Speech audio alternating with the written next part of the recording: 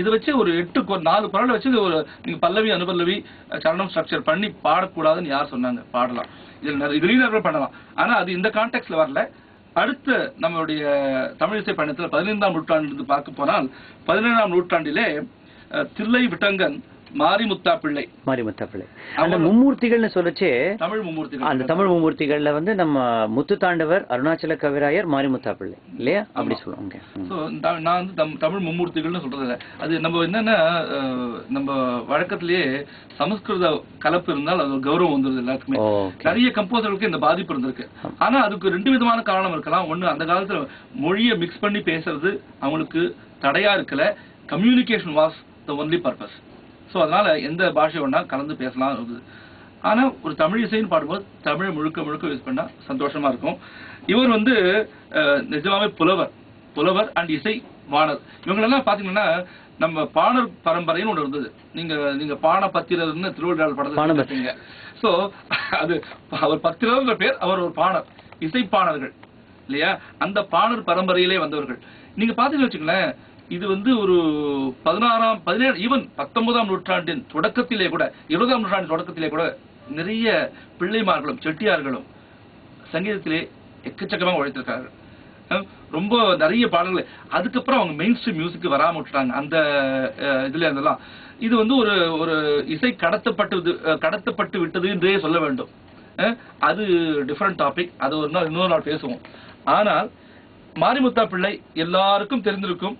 காலை தூக்கி நின்றாடும் தெய்வமே, அற்புதமான பாடல். என்னை கை தூக்கியாள் தெய்வமே, வேலை தூக்கும் பிள்ளை தன்னை பெற்ற தெய்வமே, மின்னும் புகழ்சேர் தில்லை பொன்னம்பலத்தில் ஒரு காலை தூக்கி நின்றாடும். அற்புதமான கவியாற்றல். இதெல்லாம் தங்கு தடையின்றி ஒரு அழகா பாடலாம். எந்த இடத்துல ஒன்றா நிலவல் பண்ணலாம். அந்த மாதிரி சில சாகித்யங்கள். தாளங்கள்லயும் ஒரு விசித்திரமான நிறைய விஷயங்கள் பண்ணிருக்காங்க இவங்கெல்லாம். இப்போ அது வந்து இசைக்கு வந்து மொழி அவசியம் இல்ல, இசை அறிவு இருந்தா போறோம், இசையை ரசிக்க தெரிஞ்சா போறோம் அப்படின்னு ஒரு கருத்து இருந்தாலும், அந்த இசை அந்த மொழி தெரிஞ்சதுன்னா அந்த இசையை இன்னும் நல்லா அதாவது என்ன ரசிக்க முடியும் அப்படின்னு தெரிய வருது. இப்போ நீங்க படிக்கிறச்சே அது அந்த கான்டெக்ட் தெரியறது, அந்த தமிழுடைய வனப்பு, அந்த செழிப்பு தெரியறது. நீங்க இப்படியே பாத்தீங்கன்னா நல்லா திரண்டு வளர்ந்திருக்கிற ஒரு பயிர் பச்சை பசேல் இருந்தா எப்படி இருக்கும், அந்த மாதிரி அதை பாடும்போது சொல்லும் போது சந்தோஷம் வரலையா?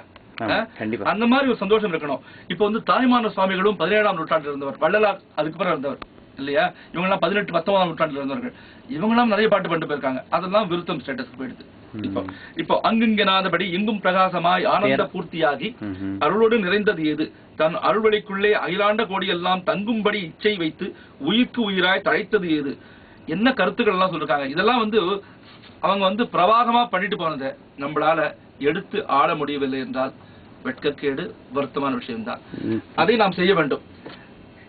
இந்த இதை பொறுத்த வரைக்கும் நான் சொன்ன மாதிரி முத்துத்தாண்டவர் ஒரு பெரிய கம்போசர். அவருடைய பாடல்கள் நிறைய பேர் சொல்றாங்க தவிர அந்த அளவுக்கு யாரும் பாடுறதில்லை. மாரிமுத்தா பிள்ளை திருவிடங்கன் மாரிமுத்தா, அதுக்கு சாம்பிள் வச்சிருக்கல, அதான் பாடினேன். இப்போ அதுக்கு சாம்பிள் இல்லை, நான் லுக்கிங் ஃபார் இட், கிடைக்கவில்லை. ஆனாலும் பரவாயில்லை. அடுத்து நாம் பார்க்க போவது அருணாச்சல கவிராயர். நல்லவேளை இவர் பிழைத்தார். இவருக்கு வந்து ஒரு சப்போர்ட் இருக்கு. இப்போ நிறைய பேர் ராமநாடக கீர்த்தனைகளே பாடுறாங்க. தேங்க்ஸ் டு ஏன் பள்ளி கொண்டீர் ஐயா முதல்ல. அப்புறம் வந்து இப்போ வந்து கண்டேன் சீதை, இதெல்லாம் வந்து பாடுறதுக்கு ஜனங்களுக்கு பிடிச்சிருக்கு. ஒரு லைன் பாடுங்களேன், இந்த ஏன் பள்ளி கொண்டீர் ஐயா, ரொம்ப நல்லா இருக்கும் கேட்கறதுக்கு. ஏன் பள்ளி கொண்டீர் ஐயா, இதுல வந்து இது ஒண்ணு இருக்கு. தவிர லத்தாங்கில வந்து ஒண்ணு கவுளிமத்துல பாடுறாங்க சில பேர். லத்தாங்கில நான் வந்து லத்தாங்கில தான் பாடுறேன். பரபிரம்ம ஸ்வரூபமே ஸ்ரீராமனாக பாரில் வந்தது பாரு, பரபிரம்ம ஸ்வரூபமே வரத்தினாலரக்கரை வானத்தில் ஏற்றவும், வானத்து தேவர்கள் மலர் மாறி தூற்றவும், பரபிரம்ம ஸ்வரூபமே. இதுல வந்து ஒரு சமஷ்டி சரணம் சொல்றாங்களே, ஒரு அந்த மத்தியமகால சரணம். பக்தி முனிவன்களை கோட்டுமா முனி பண்ணியாக பலந்தேர சத்தியத சரத கருபதி ஞாயிறு சரபர நிறைவேற சித்திரை மாதம் நவமி கடகம் எழும்புணர் பூசம் தேரூர ஒத்த கிரகங்கள் நால்வரும் உச்சத்திலை வரும் ஏற ஆதி பரபிரம்ம ஸ்வரூபமே. சோ இந்த பாடலாம் இருக்கு. நம்ம வந்து ஏன் இது ஒரு நல்ல பாடல் கேட்போமே போய். KCSU Stanford. நீங்க ஆடிய பாதத்தை வைங்களேன், கோபாலகிருஷ்ண பாரதியார். அடுத்தது போறோம்.